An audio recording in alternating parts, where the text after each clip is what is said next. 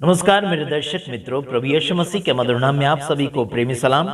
जैसे कि आप सभी का हम धन्यवाद करते हैं, आप सभी लोग हमारे वीडियोस को देखते हैं और लगातार लाइक और शेयर भी करते हैं। उस बात के लिए हम धन्यवाद करते हैं कि प्रभु यीशु मसीह के वचन के द्वारा आप आगे की ओर बढ़ रहे हैं। प्रभु की दया और प्रभु की कृपा आप सभी के साथ बनी रही है। बीते हुए वर्षों में काफी लोगों ने हमसे बातचीत की और जुड़े भी हैं और लगातार जुड़े भी हैं, और कुछ लोग दूर हो चुके हैं। आखिर कड़वा बोलने के कारण या फिर कुछ लोगों को मदद करने के कारण हम लोगों ने कुछ लोगों को मदद किया। साथ ही साथ जो क्या बोलना चाहिए कि नियम के अनुसार नहीं थे, उन लोगों को भी सही मार्गदर्शन में लाने के लिए हमने उनका साथ दिया। लेकिन कुछ लोग जो है हमारा साथ देते हुए देखकर भागने लगे। आखिर कोई बात नहीं मेरे तमाम भाइयों बहनों, YouTube चैनल के ऊपर जैसे कि आप देखते चले जाते होंगे, चमत्कार चमत्कार चमत्कार, लूटपाट लूटपाट, सेवक सेविका के ऊपर भी झगड़ा अलग अलग प्रकार से हो रहा है। खासियत बात क्या है? वो है पैसा। पैसों के कारण लोग आजकल ईमानदारी बेच रहे हैं, आजकल ईमान बेच रहे हैं, आजकल जीवन चरित्र सुधारने की कोशिश में नहीं बल्कि शारीरिक जीवन को बनाने की कोशिश में है। आइए हम कुछ बातें करते, जैसे कि नीति वचन में लिखा गया है, एक अध्याय उसका 17 वचन में, क्योंकि पक्षी के देखते हुए जाल फैलाना व्यर्थ होता है ना। जब पक्षी आता है या फिर पक्षी आपको देख रहा है, उसके देखते हुए अगर आप जाल फैलाते हैं तो वो व्यर्थ हो जाता है। बल्कि उस पक्षी को अगर पकड़ना है, वो पक्षी उस घोंसले से चला जाता है, उसके बाद में उस घोंसले के ऊपर आप जाल डाल सकते हैं, तब जाके वो पकड़ाएगा। आज उसी प्रकार से एक बात आपको बताना चाहता हूं। इंसान जब परमेश्वर के ऊपर भरोसा करने लायक नहीं होता, या फिर चिड़चिड़ा होता है, या फिर उलझा हुआ रहता है, तब उसे आप और मैं संदेश नहीं सुना सकते। जब उसकी ऐसी परिस्थिति हो, क्या बोलना चाहिए कि परेशानी ऐसी है उसकी कि मजबूरन यीशु मसीह को मानने के लिए आता है, मजबूरन भी यीशु मसीह को नहीं मान सकते हैं। हालांकि कुछ लोग मूर्ख होते हैं जो पक्षी को देखते हुए जाल को फैलाना चाहते हैं और अपने आप को शिकारी दर्शाने की कोशिश कर रहे हैं। ऐसा बिल्कुल नहीं होना चाहिए मेरे भाइयों बहनों। आइए आगे कुछ और बात समझेंगे 18 वचन में। और ये लोग तो अपनी ही हत्या करने के लिए घात लगाते हैं। समझ रहे? हो सकता है चींटी या फिर चिड़ी को देखते हुए आपने, पक्षी को देखते हुए आपने जाल डाली।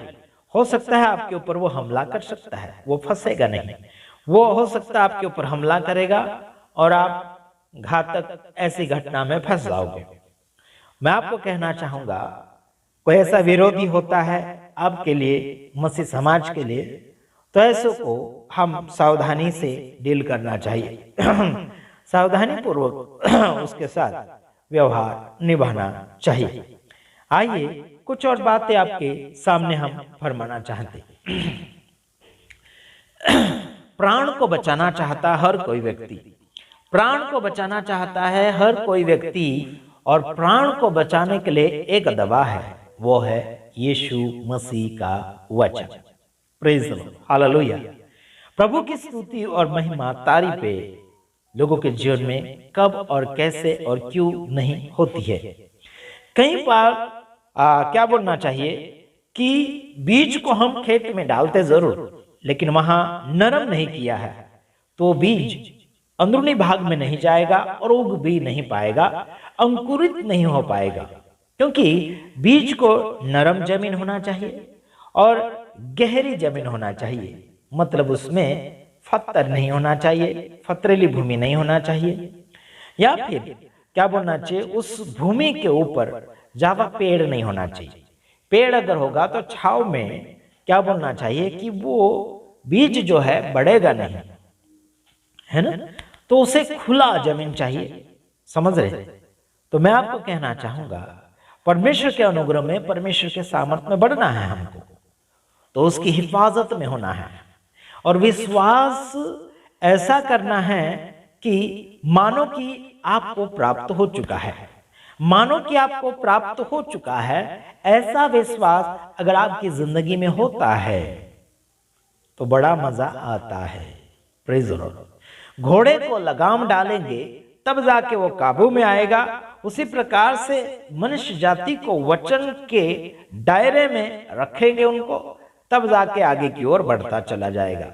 स्कूल में, कॉलेज में प्रिंसिपल नियम दिया करते हैं। उस नियम के दायरे में जो भी विद्यार्थी होता है वो नाम उसका बढ़ जाता है, सुनामी बनता है और नंबर 1 कहलाता है। उसे शाबाशी दी जाती और उसकी वाहवाह भी की जाती है। जो टपोरी टाइप का या फिर किताबों में ध्यान नहीं देता, बड़े लोगों के ऊपर ध्यान नहीं देता है, आदर सम्मान नहीं कर पाता है, वह व्यक्ति आदर सम्मान के लायक नहीं होता, या फिर आगे की ओर उसे सक्सेसता में यादगिरी नहीं रखते लोग।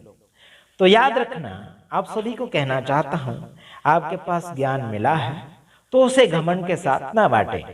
आपके साथ प्रेम भाव मिला है तो उसे भेदभाव के साथ ना बांटे। आपको परमेश्वर का वचन मिला है तो उसे क्या बोलना चाहिए कि किसी को गिराने के लिए दबाव डालते हुए संदेश नहीं देना है। काफी बार ऐसा होता है कि लोग कहते कि आप कितना जानते हो, वो बोलता है आप कितना जानते हैं। कोई छाती ठोकता है, कोई टेबल ठोकता है ना, मैं तुझे ये बताऊं वो बताऊं, दादागिरी के भावने पर, है ना, अपने आप को बड़ा शिक्षित और अच्छा बाइबल का जानकार दर्शाने की कोशिश करते हैं। आखिर कोई बात नहीं, आप ज्ञानी हैं, धन्यवाद, है ना, आप अच्छे खासे टीचर है बाइबल के, बहुत ही धन्यवाद, खुशी की बात है। लेकिन किसी से नफरत कर रहे हैं, किसी से दगा कर रहे हैं, किसी को हटा रहे हैं, किसी से मुलाकात नहीं, मित्रता नहीं, तो ये मसीहत नहीं है। और ये वचन का ज्ञान ऐसा बिल्कुल शोभा नहीं देता जो किसी को नफरत या फिर गिराने की बातें करते हैं। ऐसा बिल्कुल नहीं होना चाहिए, है ना। सब ज्ञान आपके पास है लेकिन आपके पास प्रेम की कमी है।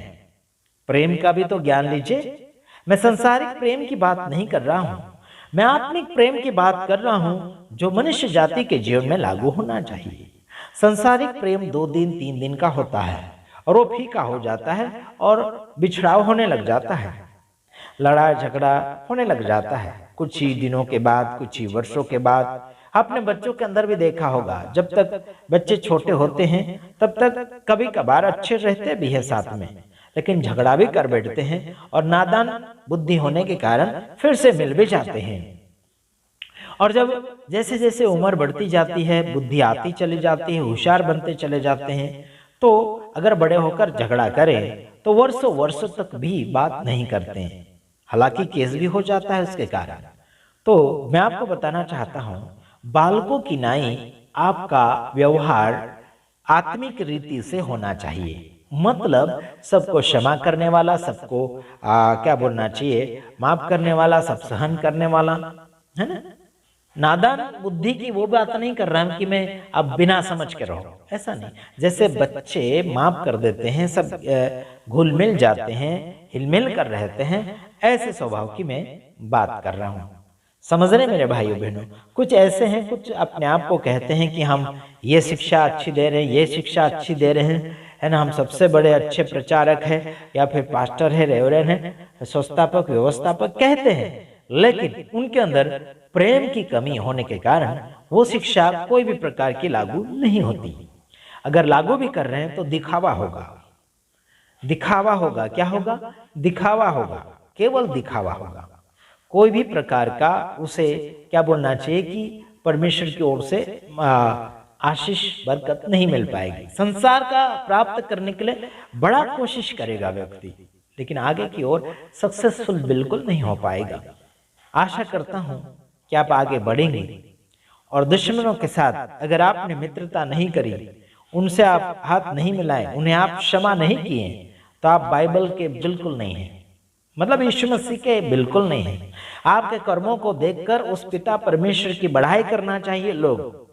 अगर आपका कर्म ही दुश्मनी है, आपका कर्म ही झगड़ा है, आपका कर्म ही लूटपाट है, आपका कर्म ही ठगी ठागी है, तो फिर उस पिता परमेश्वर का आदर सम्मान नहीं बल्कि उस शैतान की आदर सम्मान होगी जो आज झूठ का पिता बन बैठा है। समझ रहे हैं? जो झूठ का पिता बन बैठा है वो है शैतान। अगर आप झूठ बोलेंगे आपका पिता शैतान है। समझ आता? कर्मों के अनुसार इंसान पता चलता है कि वो कैसा है। आज मैं आपको बताना चाहूंगा, मैं भविष्यवक्ता तो नहीं हूं, बल्कि जान जाता हूं कुछ लोगों की आत्माओं को मैं परख लेता हूं। समझ रहे? उनके बातों के कारण, उनकी चाल के कारण मैं जान जाता हूं। समझ रहे है कि नहीं? विश्वास करो और आगे की ओर बढ़ो। हर एक आत्मा के ऊपर भरोसा बिल्कुल ना करो, चाहे वो अपना हो या पराया हो। किसी के ऊपर भी भरोसा ना करें, परमेश्वर के ऊपर भरोसा करें, प्रार्थना करें और आगे बढ़ें। प्रभु की सलामती आप सभी के साथ बनी रहेगी। मैं आशा करता हूं कि आपने बड़े अच्छे से इस वीडियो को सुना और समझा होगा, और आशा करता हूं कि आप दूसरे अपने दोस्तों यारों तक ये वचन वीडियो शेयर करने की कोशिश में जारी रहेंगे। God bless you. प्रभु आप सबको आशीष करें। आमीन।